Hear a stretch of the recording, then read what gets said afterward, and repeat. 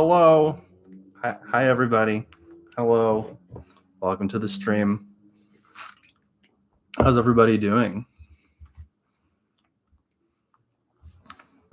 Hello, Andrew. Hello, Obama. How are we doing? So welcoming everybody into the stream. It's the middle of the week. I hope we're all doing okay. I'm personally experiencing a little bit of eye strain because I've been on this laptop computer since this morning. So doing good, though. Hello, Benjamin. Hello, Soren. Hello, Paradox. Gonna let people kind of come in a little bit more, and then we'll get started. I have more of like a clear agenda for this stream as opposed to other streams. So we will have Hangout Vibes, Fursuit will make an appearance. We'll do all of that. But I want to spend a good part of this stream talking about furry history, maybe a little bit different than it typically gets talked about. Because, of course, I am not the first person at all to do anything with furry history. Furries have been telling their own histories, pretty much since the fandom has been founded. So I'm sort of giving my own spin on it, and I'm curious how y'all feel about it. So, Freddie, how am I today? I'm doing well today. I'm just, just in the semester, still kind of catching up from the winter storm thing. That was awful. Still kind of catching up on all the work there, but yeah, I've been really in the middle of working on my master's report, trying to get it done by Monday was the goal. So I'm really kind of in research brain. So I thought this would be kind of like a fun stream to talk about because it's very relevant to furries. So welcome, Caden. Welcome to the channel. There's a lot of different stuff that happens on this channel. So you may have watched a point of view video, maybe one of my more vlog kind of videos. The streams are a little bit all over the place. So welcome. Hello, Trixie the cat. Hello, Rex. Hello, Neapolitan. Freddie asked what the weather is like. It was bad. We had the winter storm, but now it's back to like beautiful Texas spring. It's great. It's just like in the days, the highs in the 70s, and at night it's in the 50s. Very nice. Went for a bike ride last night. I love going for a bike ride in the city at night. But my pedal broke like right as I came into my apartment complex, and now I need to get the pedal on my bike fixed. It broke in like a really weird place. I don't know why. It broke while I was like singing, so I didn't like really hear it happen. Or just kind of ignored it as it was happening, but I don't know. Welcome, Fred. Hello. Welcome, Charlie D'Amelio. Hello, Manuel. Hello, Christopher. Welcome, everybody. I think we can get started. So as I kind of preface to people who got here a little bit earlier, good portion of the stream, like the first however long it takes me to get through the material, is going to be about furry history, but it's going to be sort of a different take on it. So this will be very much like before COVID, I was doing talks at furry cons. So this will be kind of similar to what I do there. So I guess this is POV. POV, you come to one of Charlie's lectures or whatever. So so just some background on what I'm doing. So I'm actually a PhD student doing cultural historical work, kind of doing a whole sort of mixed methods approach to studying online subcultures and kind of the formation, the certain circumstances that led to subcultures forming. And so one of those is furries. I am, of course, a furry. I've been a furry for a while, longer than I've been doing research on furries. But furries are a very key and important part of what I'm doing. Furries, from an academic perspective, really don't get as much attention as me and other people who research furries think. So I'm trying to offer sort of new ways, not only for the academy to look at furries, but to give furries kind of new ways to look at ourselves. And so that's kind of what this stream is doing, is providing y'all kind of a different framework for analyzing who we are and like where we're coming from, that sort of thing. So this is going to be a historical kind of thing. There's some historical work going on here. So first, I want to start with a question that y'all can respond to in the chat. And this is like, there's no sort of right or wrong answer here. But I think it's going to be an important question to think about as I go through this talk. So in your own words, what is history? What is a history? What is the field of history? Right? So that's my question. Feel free to write it out in the chat and I'll kind of like read what y'all say. But in your own words, what is history? What is a history? What are histories? What is history? Are those different things? Old stuff. Thank you, Obama. Also, hello to everybody who's coming in. Eagle Tough, thank you for liking my POV videos. I enjoy making them. All right, Freddie says there's no future in history. OPH says history is anything that happened. Jeremy says back when everything started. Fred Boy says history is the documentation of past events. Catherine says stuff that happened in the past. Rabbit Ray says events that happened in the past that have been recorded. Andrew says history is the recording of events and things that have shaped modern people and cultures. Benjamin says things that people discover about the past. Paradox says history is the written collection of past events. Fellow Pink Wolf says history is basically things that happened in the past. All right. Trixie says another time passing. Popular Trash says, to me, history is past actions that happened before I was born. OPH says we are living in history. And then last one, Crucible says it's the events that happened in the past which we can learn from to make our future that much better. Right. So that's definitely a theme in a lot of y'all's answers, right? Is that history is a study of the past. Right? History is like looking back at things that happened, right? But then as Crucible sort of hinted at, people look at the past not just to be like, well, that happened, it was back then. That was a thing that occurred, right? Typically people talk about the past to sort of help us understand the current moment, right? That might not be everybody who talks about history or is interested in history, right? Because plenty of people are interested in history, for all kinds of reasons. But a lot of times, whenever you're looking at history, you're looking at stuff in the past, and the way you look at that may inform the way you kind of perceive what's going on now. So that is very much what I'm trying to do in this stream with y'all, is looking back on where furries sort of came from so that we can understand more about what we're doing now. Right. So my next sort of question, have y'all seen Ash Coyote's The Fandom? You know what I'm talking about? Ash Coyote's The Fandom. It's on YouTube. What is Ash Coyote's The Fandom? Are y'all familiar with it?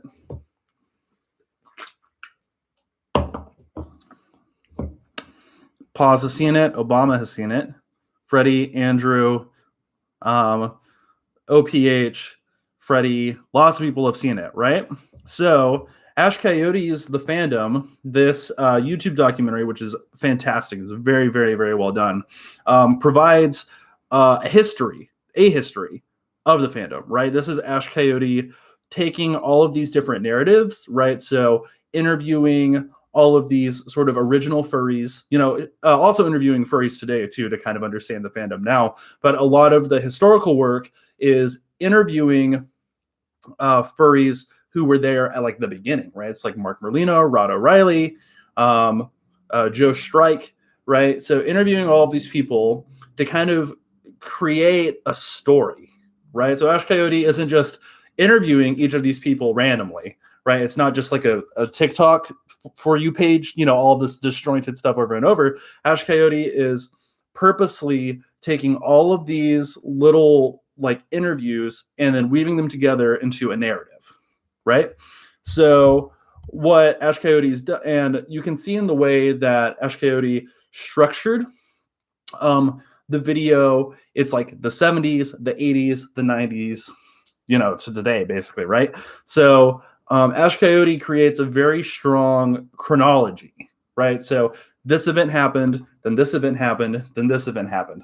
How do we know these events happened? Ash Coyote consults the people who were there and, I think uses material evidence too. to sort of do that, right?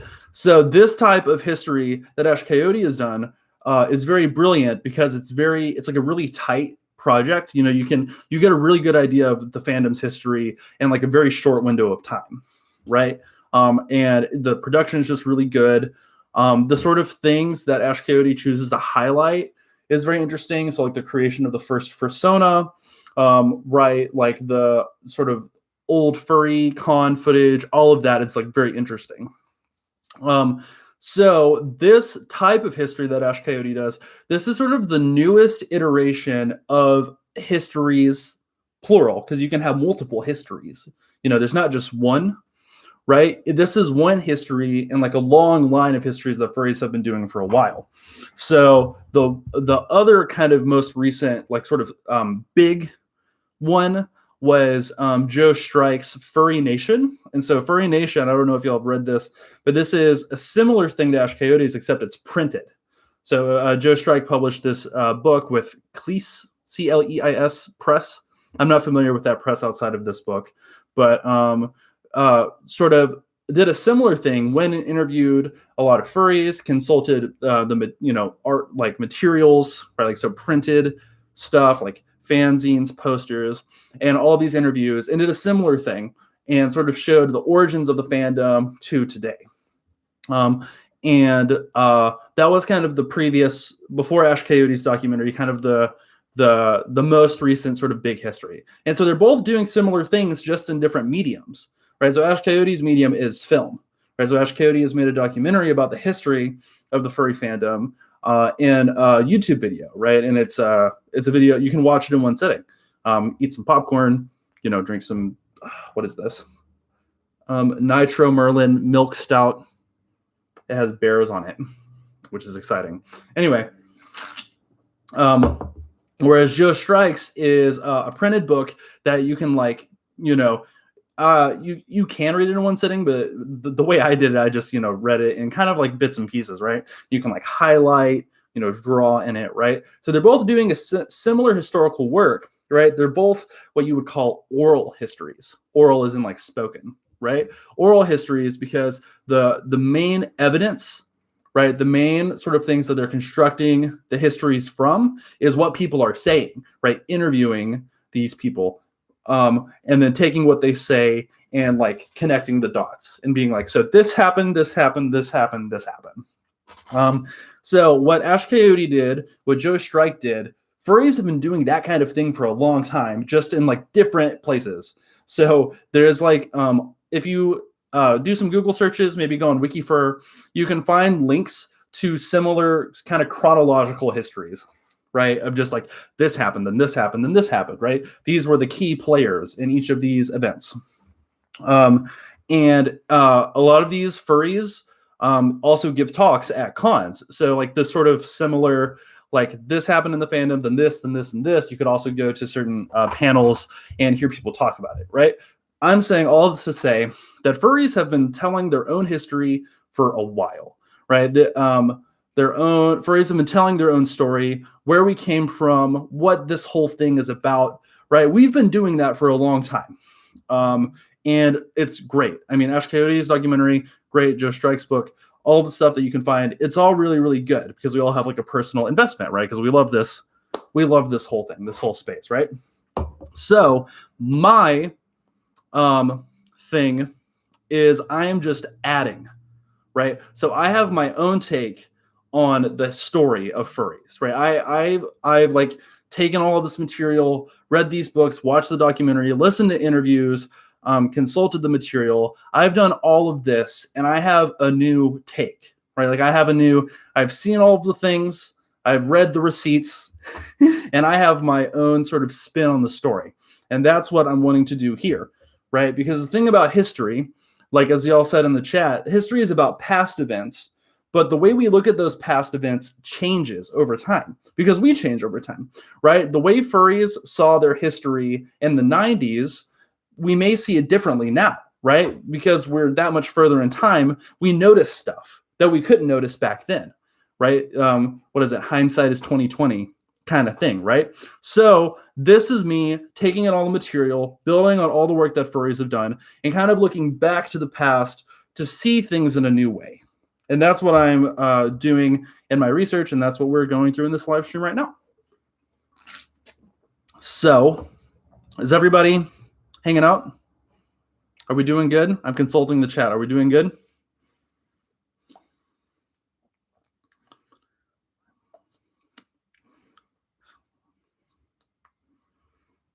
Let's see. Are we doing okay? Okay. Yep. Yes. Yeah. Cool introduction. Great. All right. So now let's dive into the material. So furries, the way that they start, the way we start, I guess I can use we. I'm so used to writing papers that I always have to say they, right? Like the way the furries started, not the way we started. But I know y'all know me. So the way we start, we originate in the 1970s. That is my argument. So that's like the first claim that people might dispute. One thing that furries do, and I think this is valid, I kind of disagree. I have my own critiques, but a lot of times furries say that, well, furries like anthropomorphic animals, right? So we like,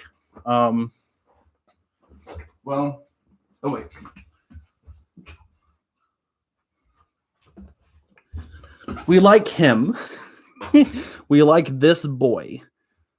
You know, this is Nick Wilde from Zootopia, this little plush I have, right? So this is an anthropomorphic animal, right? So he's a fox, but he's like wearing clothes like a person. He like stands, you know, he like talks. He's like a personality, right? This is an anthropomorphic animal, right? So this is it's not really an animal, right? This is an animal with human qualities, right? And so a lot of furries will say, well, furries have been around since humans started making art, right? Because a lot of the first art that we have records of, right, is anthropomorphic, right? So drawings of animal people on walls, little statues of bear people, right? So a lot of furries would say that, well, I'm a furry and I like anthropomorphic animals, and these people back in, you know, common era times did the same thing. That's where we come from. Right? That, you know, the Egyptians were furries, that kind of thing. So I personally disagree with that assessment. And the reason that I do that is because the way that furries like anthropomorphic animals, the way that we like that stuff, and the kind of anthropomorphic animals that we like is very different, right? Because if you kind of go with the logic that furries are anyone that like anthropomorphic animals, then really like everyone's a furry. Right? Everybody likes anthropomorphic animals. Really, I mean, it's like one of the few things that is like consistent across cultures and times. It's one of the very few almost universal kind of facets of human culture is taking animals, non-human animals to be more specific. We are animals, right? Taking non-human animals and giving them human qualities, right? This is something that humans have been doing forever, right? Like across time, across place, across geographies, right? And then furry, I mean, people like anthropomorphic animals now, right? You go to a football game, there's a mascot, and lots of people like the mascot, right? Like universities have mascots too, right? And I believe most furries would disagree that like everybody out of college is a furry, right? Because they like anthropomorphic animals. They've seen Zootopia. They've watched Rio or whatever. Oh my goodness. But the way that they like those animals, right, the actual way that they engage with it is very different than what we do, right? Like we have like a super deep interest in the whole in the anthropomorphic animal. It's a very different sort of thing. So that's one argument that I would make, that furries have not been around since the beginning of time, right? And once again, I do see merit in people saying that. This is just kind of my personal take on it. And then the other sort of bigger argument is that there is a particular kind of anthropomorphic animal that furries are into. Furries aren't into every anthropomorphic animal that exists, right? I'm getting messages from people. People are disagreeing with me. Anyway, so boop, boop, boop. What am I trying to say? And then there's the whole anthropomorphic, zoomorphic kind of competition. Like, do we like anthropomorphic animals or do we like zoomorphic people, right? And the kind of thing. So I'm conflating terms here, which is fine. I mean, maybe it's not fine, but I'm going to press on. So the way furries like anthropomorphic animals is different than the way other people do and have. But then the furries are interested in a specific kind, right? Where there's a specific kind of anthropomorphic animal that we like, right? So we like him, right? We like him. This is where having streaming software would be nice because I could use like actual examples, right? We like Redwall, we like the Lion King, Balto, right? But furries, like there's anthropomorphic animals furries don't like, right? So like the Cats movie, right? I don't know a single furry that liked the Cats movie. You don't see very much fan art of the Cats movie or even the Cats musical, right? But those are anthropomorphic animals, technically, right? Another movie that furries don't really like, Paddington. I don't see very much Paddington anything in the furry fandom. Paddington's very popular. It's like 100% on Rotten Tomatoes. Paddington 1 and 2, very popular movies with the mainstream public, and it's an anthropomorphic bear. Lots of anthropomorphic bears, right? But furries don't like that, right? And I'm sure y'all can think of more examples of like movies and shows, art that has anthropomorphic animals, but furries don't really like it, right? Or maybe furries like it, right? Because I like Paddington, it's a good movie, but I don't like it in the same way that I like art that most furries like, right? I don't like it in the same way I like Beastars or Zootopia. So what I'm saying is that furries aren't just interested in anthropomorphic animals as like a thing, as a subject. We're interested in a specific aesthetic, right? So there's like a simple, not a simple, but there's like a unified kind of thing, and it's kind of hard to describe.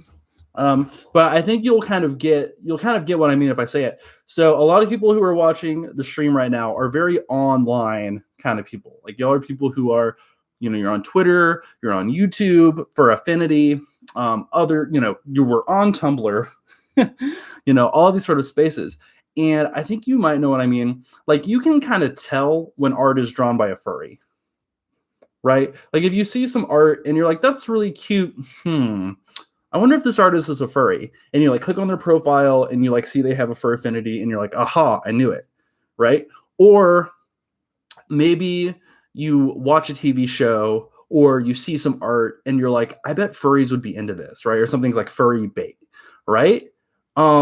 See, if you kind of have that sort of sense, this like sort of aesthetic sensibility, right? You kind of have this idea that this is a particular genre of art. This is a person who produces a particular kind of art that appeals to furries, right? You kind of get what I'm saying? So furries don't necessarily, whatever kind of thing these artists are cluing in or whatever you're sort of reading into is the aesthetic, right? The furry aesthetic. Right? And so the furry aesthetic, like the kind of aesthetics that furries like, and make fan art of and fan fiction, and they're like, oh, I like this art style and that art style. That aesthetic is new, like relative, right? So if you take like old art that is anthropomorphic, if you're like the Egyptians, that stuff is like super old compared to when the aesthetic that I'm arguing for begins. So the furry aesthetic, the thing that furries are really interested in, the thing that makes us a fandom, that unites us, this begins in the 1970s. Right? And so if y'all have seen Ash Coyote's documentary, most of the people that Ash Coyote interviews are sort of people that furries consider the founding members, right? Mark Molino, Rod O'Reilly, right? And these people start forming the fandom in the 70s, right? And so what I'm saying is that the furry fandom begins in the 70s because furries start becoming interested in that aesthetic in the 70s.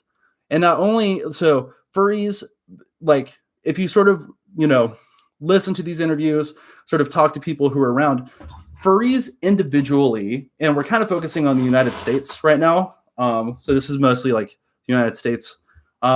If you like listen to these stories, all of these different furries across the country developed that interest separately, right? So if you like listen to the stories, people are like, yeah, I got really interested in this movie and I started drawing this art because I thought it was so cool. And then once furries start meeting at room parties, they sort of find each other and they're like, oh my goodness, you're really into these characters too, these funny animals, right? Like you're really into this too. So what happens is this aesthetic interest emerges in the 70s for a bunch of different people, like not randomly, but just like and just separate people who don't know each other, right? That's kind of how furries are now too. At least that's how it was for me. Because whenever I watched Zootopia, I was just like into it. I was like, this is the best movie. I was like, I love this movie so much. Because I watched the movie 5 times in the movie theaters. And it's a fine movie. It's fine. It's not like, it's not like a great capital G great film, it's the only movie I've seen in the theaters that many times, but I developed like a really intense love with Zootopia and I started finding fan art and then I found other people who liked it the same way I did. Right. And that's really special, right? It's really special to like harbor severe interest in something and to find other people who harbor that same interest as you. So that process that we experience now, because that's like a lot of furries, right? That's been going on since the 70s, right? The original furries experienced a similar thing. But that aesthetic starts there, right? There's elements of the aesthetic, and we'll talk about this more, but there's elements of the aesthetic throughout, like 19th, 20th century, right? There's elements of it scattered across, but when it becomes sort of an identifiable thing that people are drawing on their own, that is prompting room parties at sci-fi conventions, that eventually engenders the first, convention, that is very new, right? And that behavior around that aesthetic, so drawing art, making personas, wearing fursuits, going to conventions, the behavior starts in the 70s too, right? So my argument, all of this is to say, is that I argue that the furry fandom begins in earnest in the 1970s, right? Now, all of that's to say that the furry fandom begins on this day at this time, right?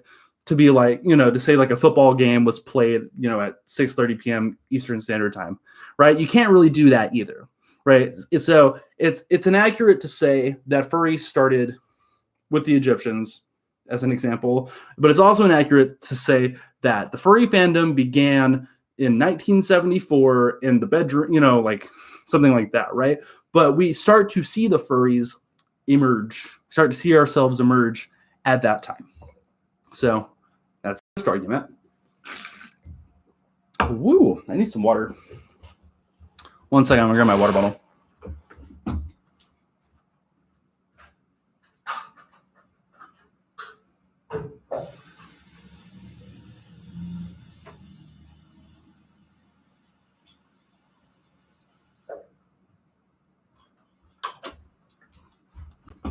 All right, I'm back. Sorry about that.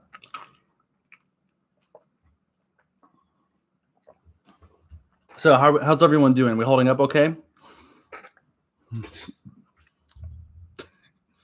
Everyone doing okay? Hello, Ultimate Metal.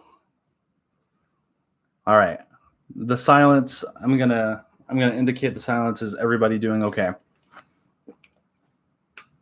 All right. Good to hear you're good, Glam Rock. All right. So I'm going to keep going. So the furry fandom begins in the 1970s. And a lot of sort of furry histories that get written, like a lot of times they'll, and I'm talking very generally and very broadly, but a lot of furry histories will sort of indicate that, anthropomorphic animals and like kind of acknowledge it in like sort of an abstract way. But typically the main historical work starts with the 70s. Like that's when people start doing it, right? Citing sources, interviews, specific events is when it starts in the 70s. So where I'm sort of starting the history, I'm making a very clear argument that is where it begins, but starting from there isn't anything new. That's what furries have been doing. Now, the thing that I'm wanting to kind of add is to go beyond a chronology, right? So y'all know what I mean by that? So history as like a thing that you can look at and study and be interested in. So it's more than just the sequence, right? I mean, that's important. Having the chronology and the sequence is important, but it's more than just this thing happened and then this thing happened and then this thing happened, right? I think once again, just speaking from an American point of view, I think that's how I think that's how a lot of us kind of get taught history in school, is like history is just a bunch of dates and times you memorize, right? When the Declaration of Independence gets signed, when was Watergate, right? So that's kind of how it gets taught, I think, in public school a lot, is that history, you just memorize some dates and you try to put them together, right? This happened, this happened, right? Now, that view of history it's important, but it's very one-dimensional, right? History, and the way that you can be interested in it and in ways that are more rewarding, looks beyond just the chronology, right? You're looking beyond just events, right? You're looking beyond just a sequence of things that happen, right? You want to know the context, right? You want to know what are the circumstances that made these events happen, right? What were the people who did these things? What were they thinking? What were they feeling, right? Whenever this person made a decision, how did it affect everyone else, right? What are the emotions that are involved in this, right? So my kind of aim with what I'm telling y'all right now is to add some context that may not have been added yet, right? And so that's what, part of this is too, right? Because I don't want to just kind of go through the same, right? Like Mark Merlino and Rod O'Reilly had the Prancing Skull Tear, and then Conference Zero happened, and then, we had TFF, and now there's COVID, right? I want to do more than that, right? So the kind of mission here is like, what are the circumstances that led to the fandom being founded in the 1970s, right? What are the preconditions that let that thing happen, right? Because furries didn't just appear in a vacuum, right? Like, there wasn't just a blank canvas and then God was like, furries now, like, just splat, right? There was a lot of different things going on in the United States. Just a lot of really interesting and strange things that we're only now just beginning to understand that were happening in the 1970s that allowed furries to kind of come together, right? Now, where do we begin? I want to talk about, bear with me, economics. So the economic angle for like fandoms in general in the 1970s, a lot of fandoms that we recognize, so like the Trekkies, get started in the 70s too. And so a lot of times the economic condition that the United States found itself in the 1970s gets kind of lost in conversations a lot. So that's the first thing I want to talk about. Now, I'm really curious. If y'all know what significant economic event happened in 1973 in the United States.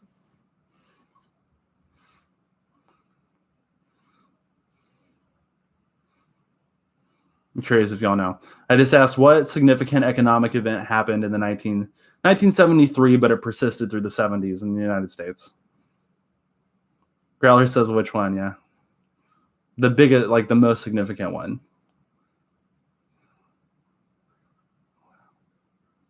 Deja vu. I ain't seen it in this place. The oil crisis. Nice. Correct, Andrew. That's correct, right? There's the Federal Reserve made a bunch of policy mistakes with the onset of the oil crisis. And what happened, a lot of countries handled it fine, but the United States didn't.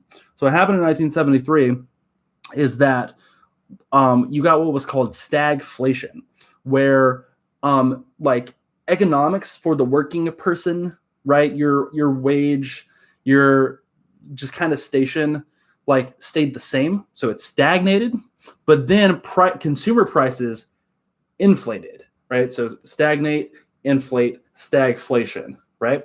So this is the first sort of significant economic crisis to happen to Americans in like a while, like since the Great Depression.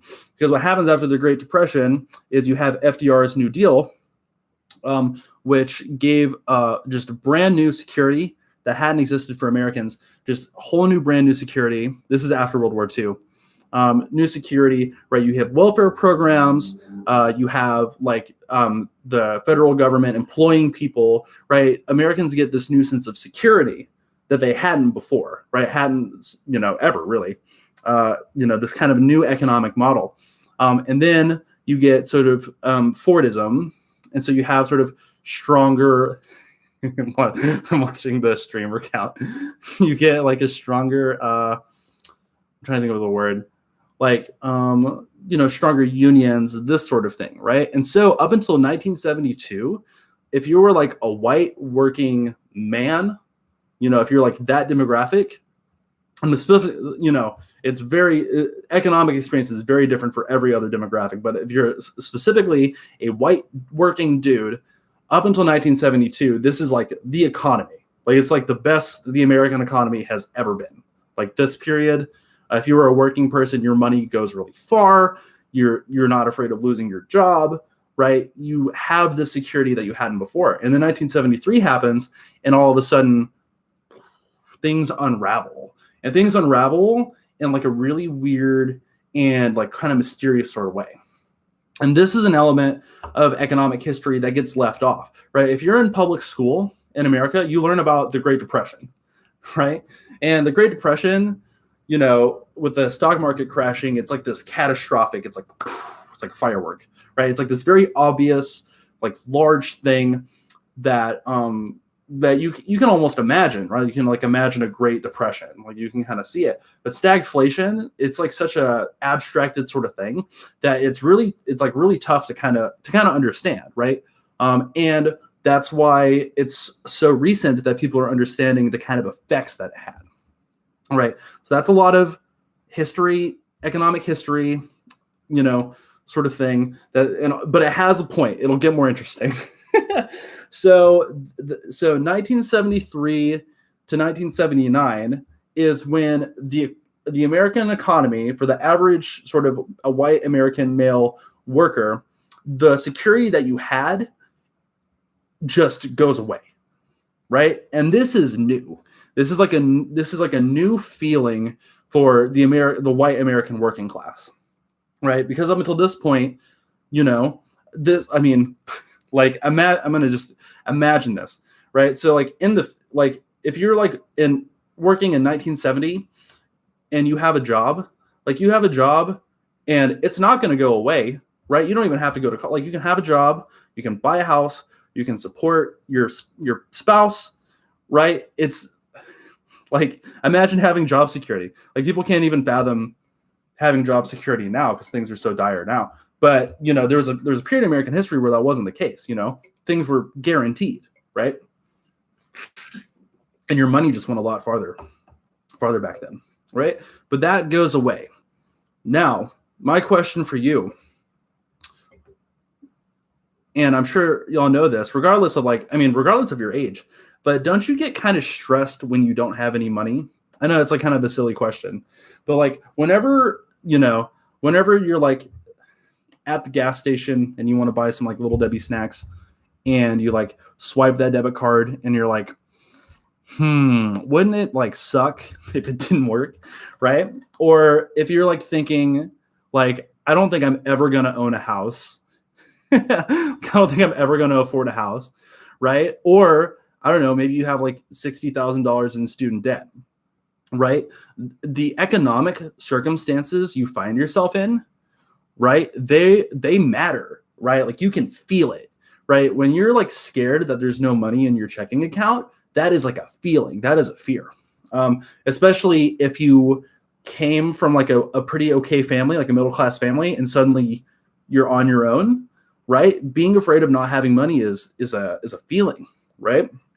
And economic circumstances, the sort of differences between those creates like a significant gap in understanding, right? So I have friends whose parents are like, kind of boomer generation, right? And so the way that older people understand what it means to be a working person is really different for a lot of people, right? It's very much just like, well, you can just get a job, you can just get like a retail job and you should be fine, right?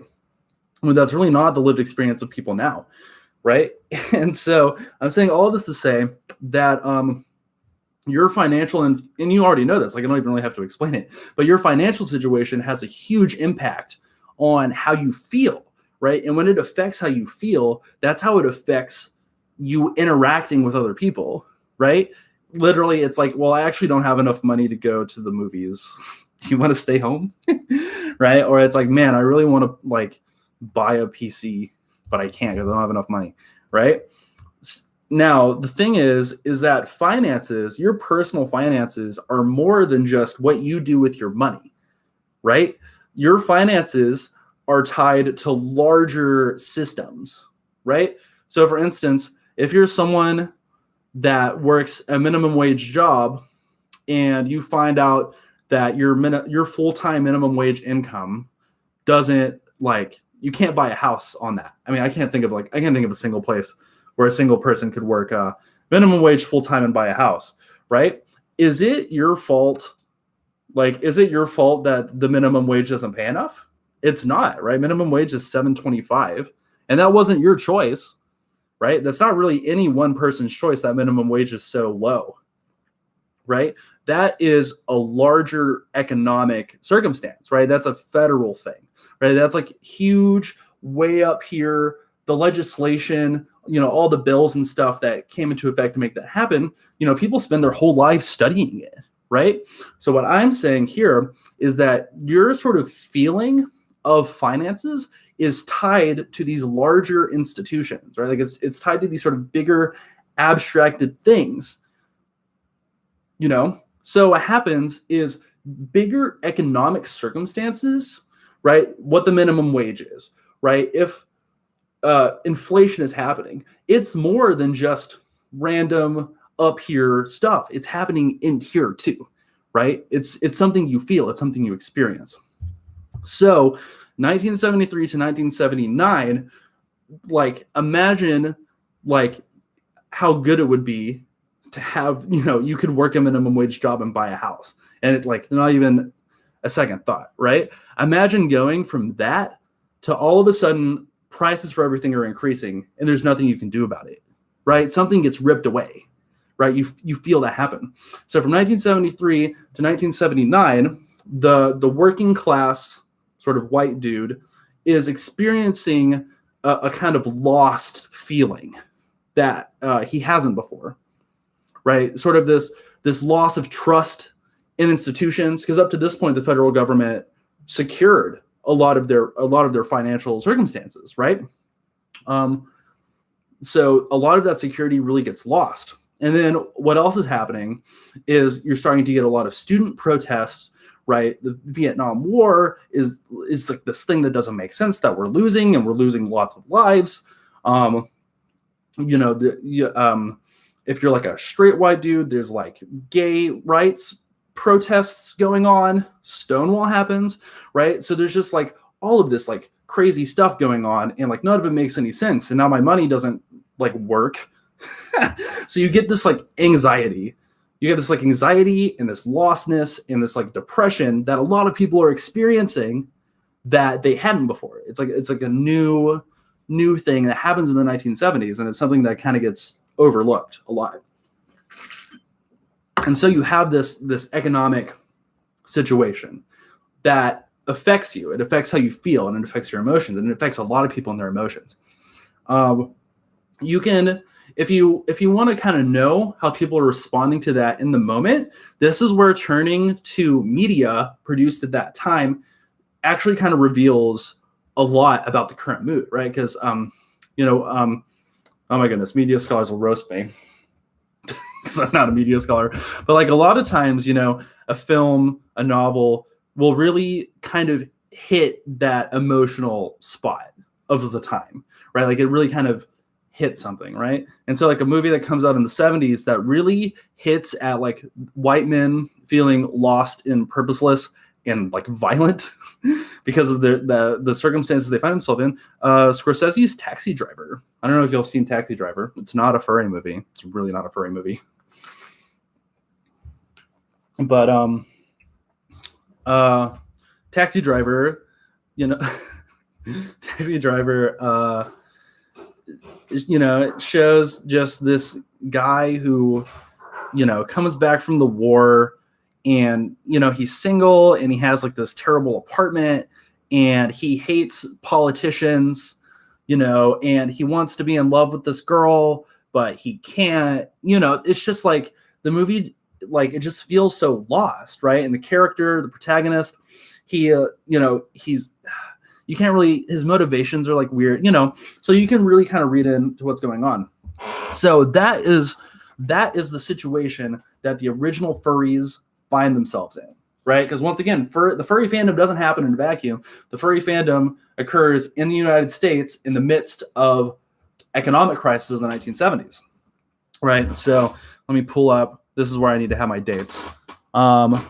So if we were, so once again, I said it's like inaccurate to be like the furries started on this day at 1:21 p.m.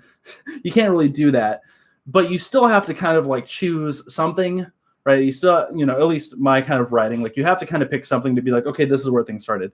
So my sort of are like where I choose to start this, I guess, is with the Cartoon Fantasy Organization. Oh, I hope I said that right. CFO.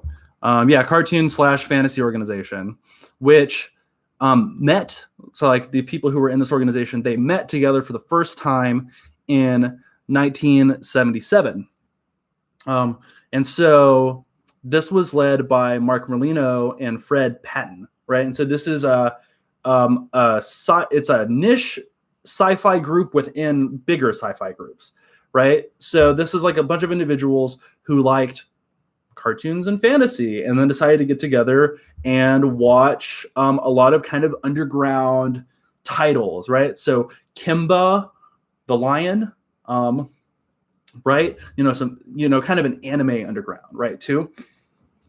So this is when the group starts meeting. So this happens in 1977, right? And then as these sort of original meetings are happening, I'm pulling up the date right fast. Let's see. So at the same time in the 70s that these first meetings are happening, you also get the publication of Voodi. So Voodi is a comic, which is a specific kind of comic called Amateur Press Association. And it starts... Once again, I'm bad with dates. I'm a bad historian. It starts in 1976 and goes to 1983, but it begins in 1976, which is once again in the midst of the of this economic crisis. Once again, so the Cartoon Fantasy Organization, bunch of furries meeting for the first time. Voodi, a bunch of furry artists, or proto furry. They might not be identifying as furry, but this, pre-furry. Pre-furry people are publishing at the same time that the people are meeting too, and so this is happening within this economic situation, and it's sort of very it's unprecedented times, right? So what now? The question that I'm interested in is, all right, so you can observe how different groups handled the economic crisis. Like you can look at them and be like, this happened, they responded this way, they responded this way. But how did furries do it? Like what did furries are presented with these unique set of circumstances that no one in American history had experienced before, and what did they do with it? That is the question. I will drink some water.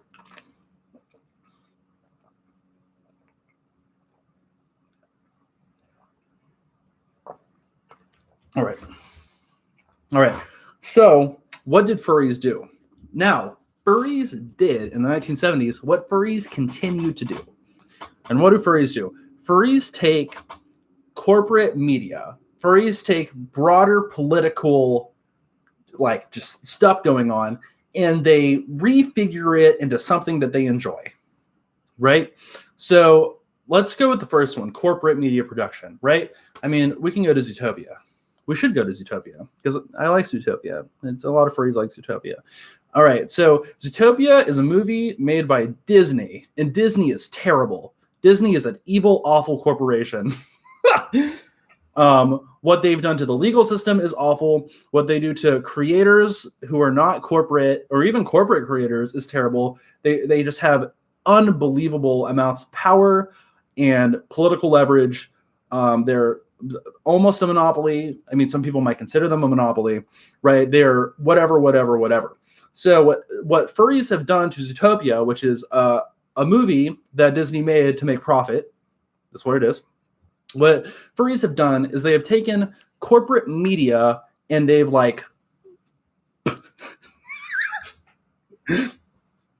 boom. they've transformed it, right? Like they've taken, what do you have? You have the wolves, you have the timber wolves who howl and it's really funny, and now they're like a gay couple. Right? Disney didn't intend for them to be a gay couple whenever the movie came out, but furries have been like, okay, we're going to take this wolf and we're going to draw him this way, and we're going to take this wolf, we're going to draw him this way. Hey, creators, what are their names? They're Gary and Larry. Okay, Gary and Larry, now kiss.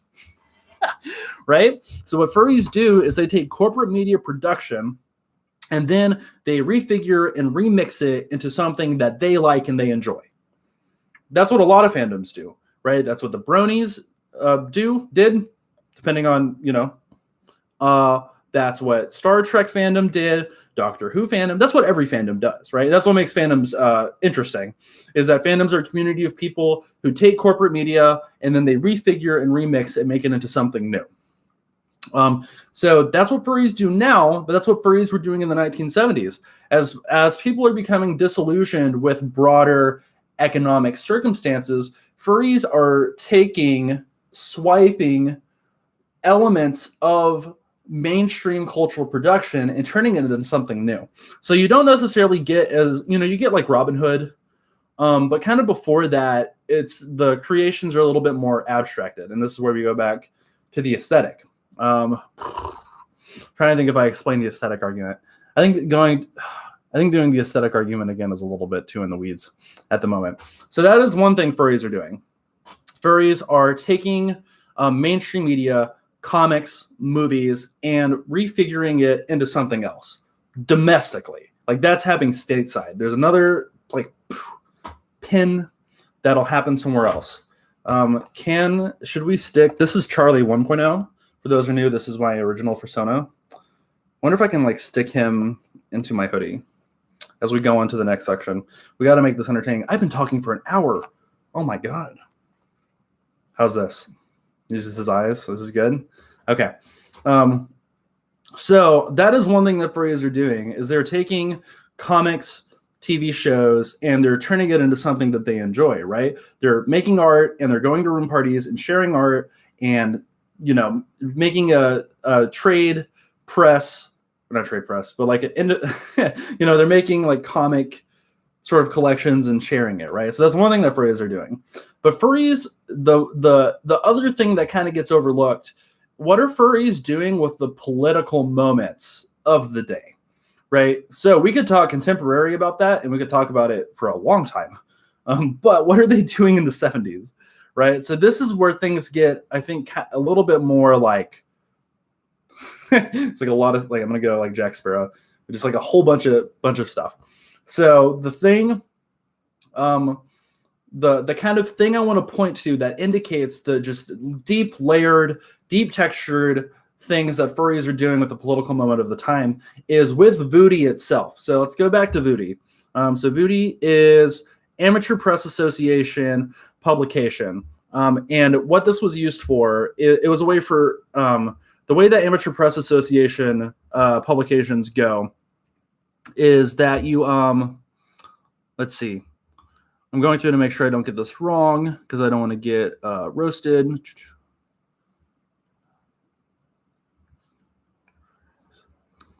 I'm checking one thing.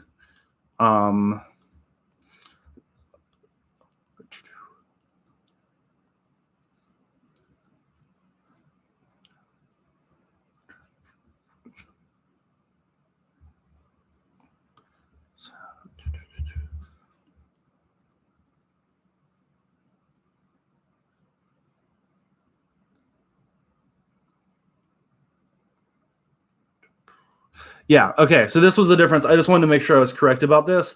So Amateur Press Association, they're not. So if you have like a comic book, so if you have like a Marvel comic book, the artists come together and they make it, and then it gets edited, and then it's to be sold to like as many people as will buy it. Right. Amateur Press Association is backwards. A bunch of artists will independently submit to an editor their contribution to the publication, and then the editor sends it back to those people specifically. So it's not a profit-driven publication, right? This is a closed community. This is like a social network, really. This is like sort of an original way of image sharing and sharing art. It's like the original Fur Affinity is Voodi and Raw Brazzle and the other ones that kind of came up at the same time, or not, well, after. That's what's going on. So this is the first social network that's going on. So Voodi is very important for creating furry art or proto-furry art, like, you know, if you want to consider it pre-furry. And it's one of the first ways that like furries started to know each other and know their work, right? So this is one of the first ways that furries are coming together and understanding each other. And that way, this is how the furry fandom begins. This is how the furry fandom starts. The furry fandom starts because artists are sharing art with one another through Voodi and other related means. And then furries are starting to go to meetups and making their own conventions and going to room parties. That's how the fandom begins, is people literally start meeting each other. Because all of these people individually are like, man, I really like anthropomorphic animal art. But it's not until they start sharing it with each other that it becomes a fandom. So with Voodi is like a great like example of what furries are doing like creatively to understand their current political moment more. And what I want to point to is Voodi's like tagline, which is so it was this is the WikiFur page. So the WikiFur page says that satirically self-described as the official organ of the Funny Animal Liberation Front, right? So the official organ of the Funny Animal Liberation Front. So what I want to talk to is the Funny Animal Liberation Front. That Funny Animal Liberation Front. There's a lot going on with that, believe it or not. So this is what we're going to do, the close reading. Funny Animal Liberation Front. Okay, I finished this beer. Can I get permission from the chat to grab another beer? This is where things are about to get really, really, really interesting. Can I grab another beer? I'm not going to do it unless someone gives me permission.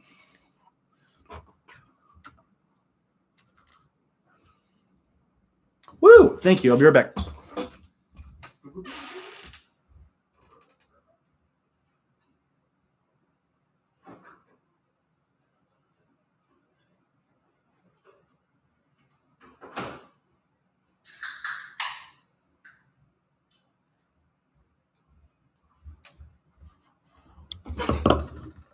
I'm here.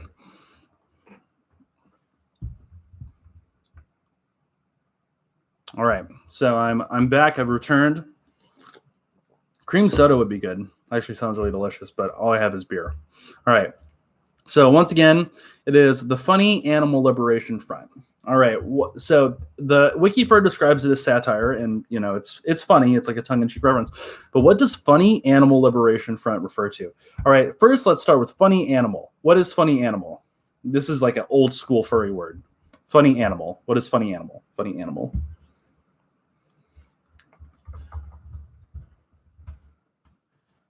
What is funny animal?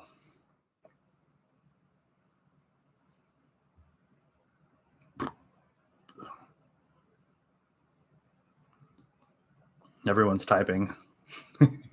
Whenever the chat like stops, I know it's because people are typing. Funny animal is furry. Yep. It's the original furry comic. Yeah, cartoon, right? You'll have the same idea. So funny animal is not like an animal who is funny. It's animals that appear in the funnies, like the funnies, as in the cartoons, like comics, right? Like you get the newspaper, and then there's the funnies, right? So funny animal is like the original sort of. You could say that's what the original furry fandom was about, right? Like these original Voodi artists, they're not interested. They're interested in the cartoon animal, like this kind of cartoon animal, like out of comics. The funny animal is what they called it. I mean, we can call it that now, but that is like funny animal, right? All right. Now the next one. So now that we know what funny animal is, what is Funny Animal Liberation Front? What is that talking about? Goodbye, Andrew. All right, Funny Animal Liberation Front. What is it referring to? It's referring to two different things at the same time. Is it I don't know if they did it intentionally, but it is referring to two things at the same time.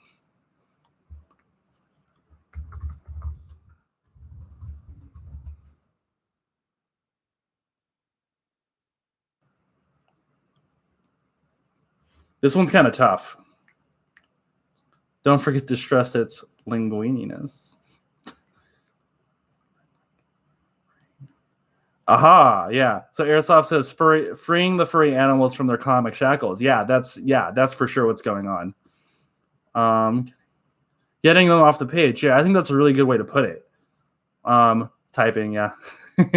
I'll give you all time to answer because it's kind of complicated. The question for those who are tuning in, what if y'all are just coming into the stream, I have no idea how to recap everything. But the question right now is what does Funny Animal Liberation Front refer to? I'm a funny animal. I'm a funny animal.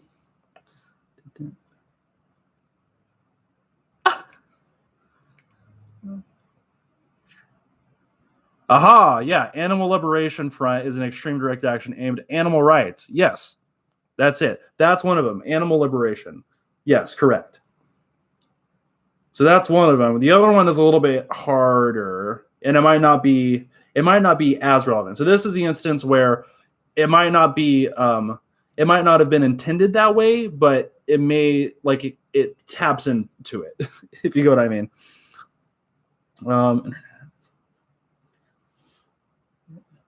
Yeah.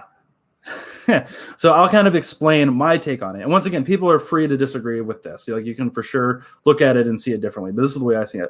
So Funny Animal Liberation Front. I forgot who said it. Let's see. I want to credit. Yeah. So Shargrath is talking about animal rights, right? So animal rights as like a thing. It sounds like something that's been around, for a long time, but it really hasn't been. So animal rights in the United States starts with Peter Singer's book, Animal Liberation. So Animal Liberation comes out in 1975, and animal rights activism. So like PETA, that's the new wave of it. That's where the new sort of genre starts with Peter Singer's Animal Liberation. So if you are an animal rights person, this is where a lot of the ideology comes from. This is a lot of philosophical work. It's like a philosophical text, Animal Liberation, that comes out in 1975. So it's a reference to that. But what I also think it's a reference to is gay liberation, right? So this is gay liberation that so where gay liberation activism, where that starts, people say different things, but a lot of people cite the post-Stonewall riot organizing as kind of the sort of the origins of a lot of it, right? So gay liberation as this sort of thing that regular people know about starts in the 1970s too, before the publication of this book. So what is interesting is that Voodi says, the organ of the the Funny Animal Liberation Front. So the Animal Liberation Front, this is it's a joke. Okay, so clarify, this is a joke. I understand that this is a joke. They're joking, right? So it's the Funny Animal Liberation Front. Haha, we're liberating these funny animals. But they're kind of sarcastic, winking towards animal liberation and gay liberation. Actually, if you think about it, it actually reveals a lot about anxieties about both of those things going on at the same time, right? So with so that's the word I want to come to, is anxiety, right? So Funny Animal Liberation Front. So Funny Animal is in the cartoons, Animal Liberation as Peter Singer, and then also Funny Animal Liberation also as gay liberation. All of these movements towards social change are happening in the 1970s, which is prompting a lot of anxiety for normies. Normies in the 70s are experiencing some anxiety from these large social movements, these activist groups, as well as the fact that the economy is just sucking. It's just going down. All right. Where else is the anxiety coming from? So the anxiety is coming from the economy, which we talked about, stagflation. The anxiety is also coming from social movements, which is what the title is kind of joking towards, animal liberation and gay liberation. So that's domestic. Where else is anxiety coming from? And this one's a little bit tougher. What else is making Americans anxious?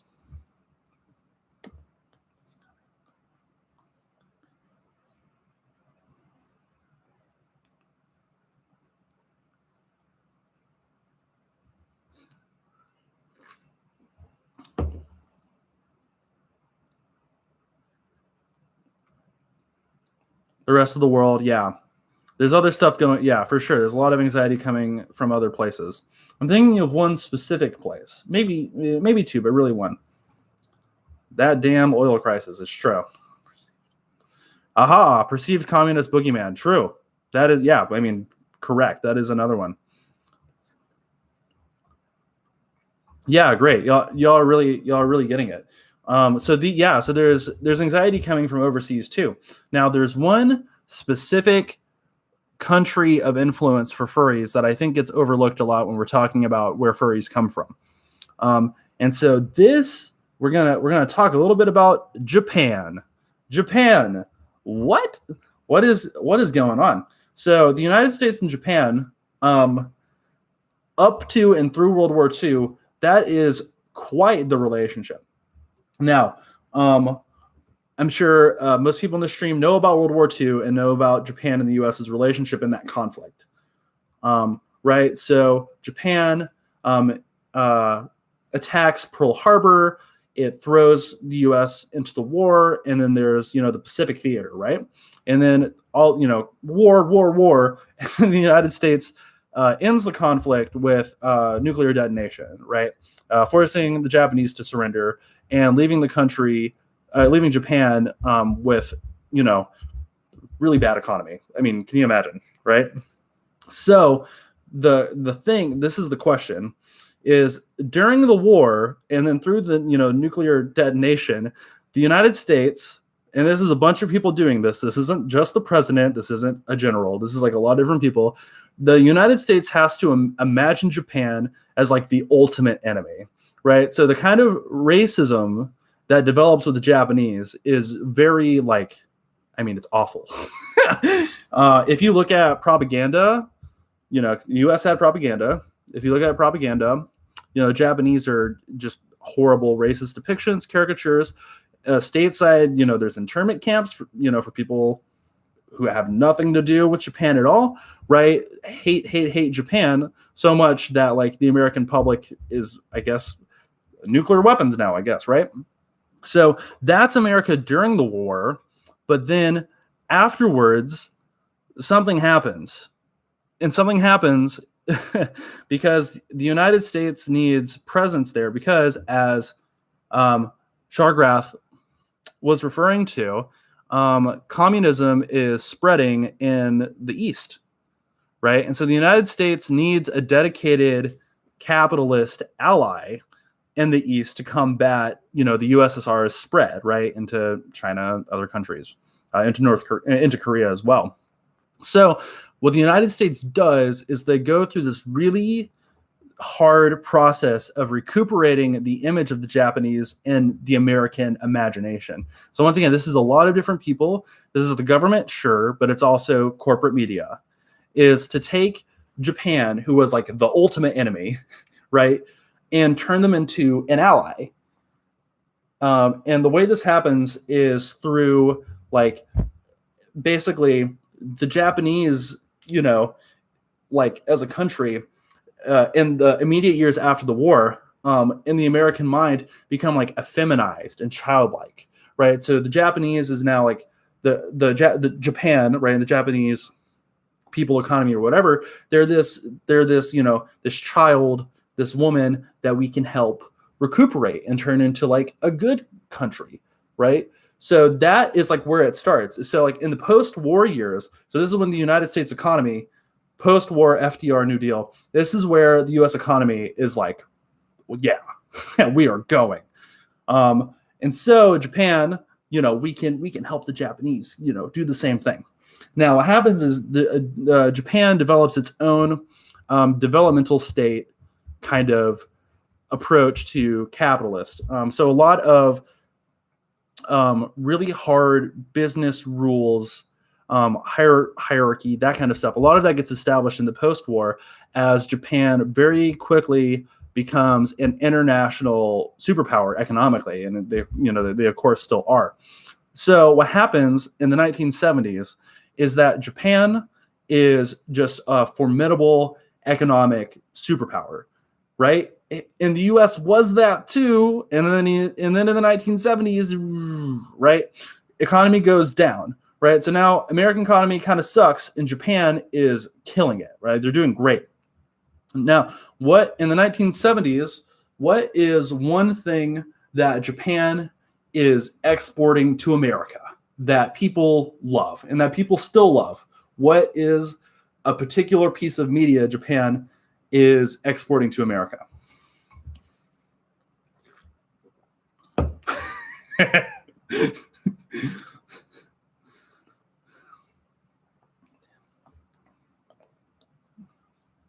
Anime. Exactly. So anime becomes a thing, not just in the underground, but like on American TV too, right? Speed Racer, etc. Right? But in the underground, anime has like a huge influence. So Fred Patton, who is one of the original furries, is also like one of the he's like one of the original anime, like whatever you want to say, like fans.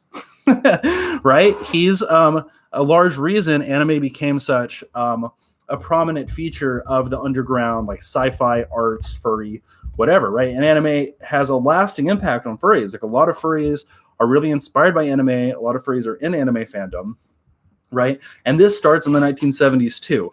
So all of this is to say, so if you're a normie, middle class 1970s worker, then you have this lost feeling. Your economy is no longer secure. And then, you have Japan, who is this really, used to be a formidable adversary, is now just doing really great economically. And you feel anxious about all of that. And also, if you're a normie, all of a sudden there's people who are animal rights. What is this? Gay rights. What is going on? And so all of these things that make the middle class white American dude anxious, furries are taking all of these circumstances and remixing them and recreating them, doing what fandoms do to it, right?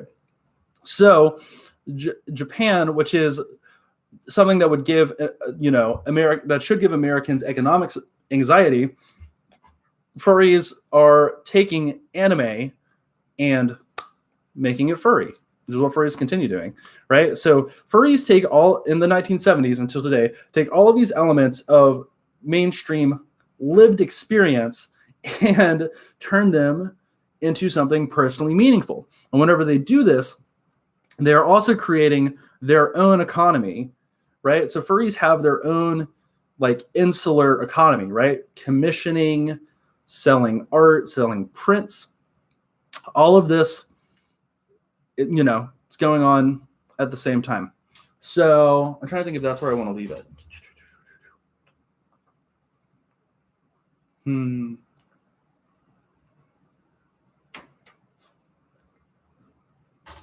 So yeah, I think we will leave it there, but we got to leave it with like a cliffhanger. So I'm trying to think. So like the 1970s is the beginning of furries doing what furries do, and those are all the things that furries do.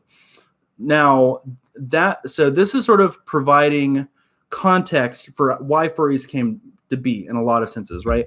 These are the economic and social and political circumstances that enabled furries to come up, right? So then I think the next part of the discussion, we could do this next Wednesday. If we do a stream. Next Wednesday, we could talk about like what that means, right? So these are like the things, right? Stagflation, economic anxiety, print culture, gay rights. Like all of these are this is the, the stew that furries bubble up out of, right? But what does that like mean? Like, what is the meaning of all of that, right? Like, how is this personally meaningful to furries, and how does it continue to be personally meaningful? We can talk about that. We can talk about that next time. So that is the end of that. An hour and 15. That's like a undergrad lecture, right? Oh my god, that was a lot of talking. Thank y'all for sticking with that. Good night, Thunderwolf. I'm checking the chat now. So yeah, all right. So now we have 15 minutes left of the live stream. So we can talk about more Charlie the Wolf related stuff. So in terms of video, so I've made like 3 POVs in a row, and I'm probably going to make a couple more in a row because I'm wanting the next. I have like a really clear idea of what I want to do for the next long video, but it's going to take some more time. And right now, because I'm finishing my master's report and I'm also doing a lot of extra stuff, I've had less time to dedicate to it the way I want to. Basically, the last task that I left everyone with was just like, what are things that like furries, being a furry or the fandom has helped you learn? And a lot of people gave really detailed and thoughtful answers. So I want to like honor that. And so I don't want to just do like a really easy video about that. I want to do something a little bit more meaningful. So I'm taking some extra time to make something a little bit more substantial for that. So I'm probably going to keep doing POVs until that. I mean, people like the POV videos. Most people who they can hear you on the stream. Oh, can't hear me though. So I'm trying to think what I'm trying to say. So oh yeah, so I'm gonna just keep doing POVs for a little bit, and then I'm gonna try to have a more substantial long form video. Hopefully that's okay with everyone. I think most people like the POVs. Like a lot of comments that I get in this chat on Discord, other places is the POVs. So I'm gonna keep doing POVs because people like them, and it gives me more time to do something more substantial with the longer video.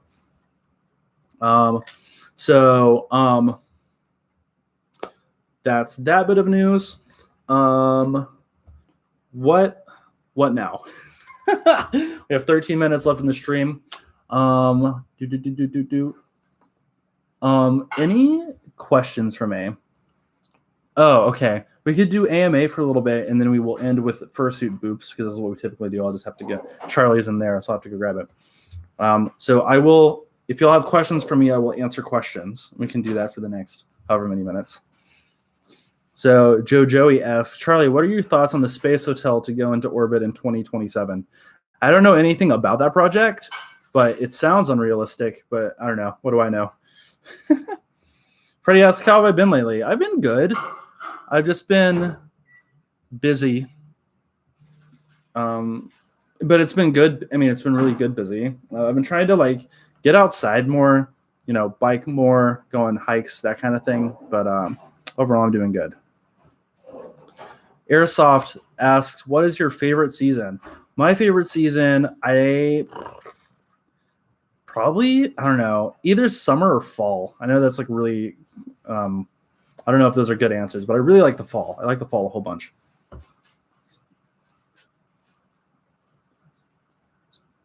Charlie in space. We're going to send Charlie to space in 2027. IC 2005 asks, any song you're into at the moment? Let's see, what is a song? I'm typing it. I just want to make sure I get the artist. Whoop.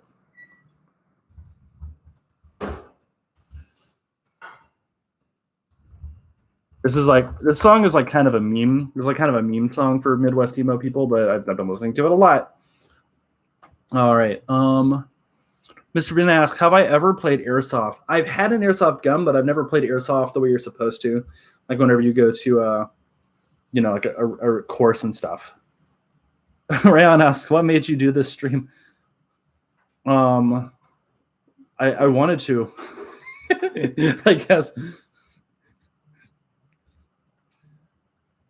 Who's the first fursona ever made? I forgot, but we have evidence. Was it Ken? It was Ken Samples fursona.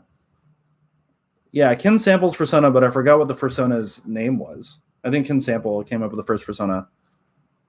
I do like Thai food, Freddie. I do like Thai food a lot. There's very few foods I dislike. All right. Sharkrath asks, Charlie, what's your favorite junk foods? Little Debbie's for sure.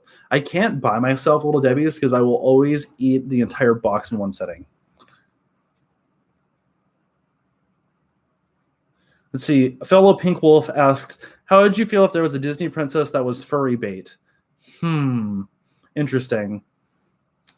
I mean, Robin Hood, but it's not like a Disney canon Disney princess. It'd be interesting. I don't know if Disney princesses will ever be animals, though. I feel like Disney princesses have to be people for it to fit that brand, but that would be interesting. Yeah. To respond to Airsoft, it looks like a lot of fun. I mean, I've watched YouTube videos of it, and it looks like a lot of fun, so I might have to try it out.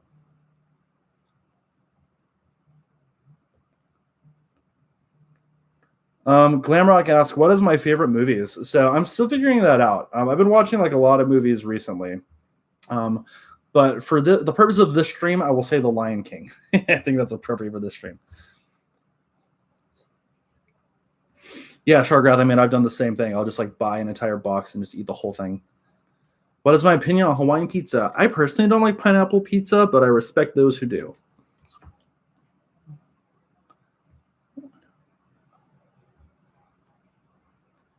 Turn Charlie into a Disney princess. Mime, that's cool. Yeah, putting on the mask, you know, a lot of people find that to be a kind of a transformative sort of thing.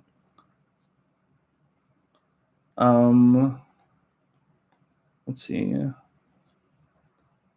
My favorite color is pink. It's pink. All right. Any other AMAs? I'm trying to think if there's anything channel related that I've forgotten somehow.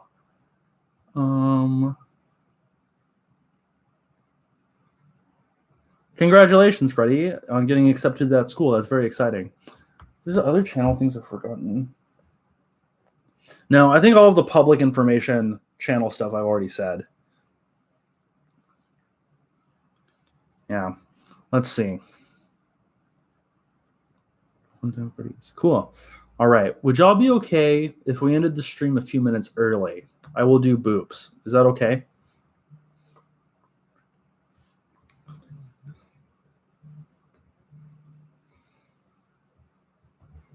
Can we do boops?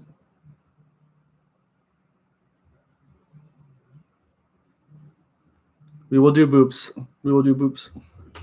Yeah, I accomplished the mission of furry history lecture. Be right back.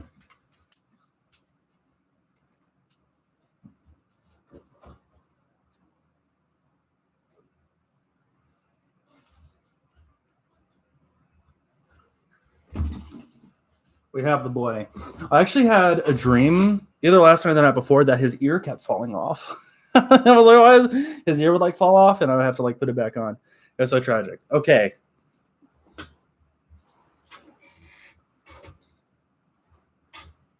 Okay.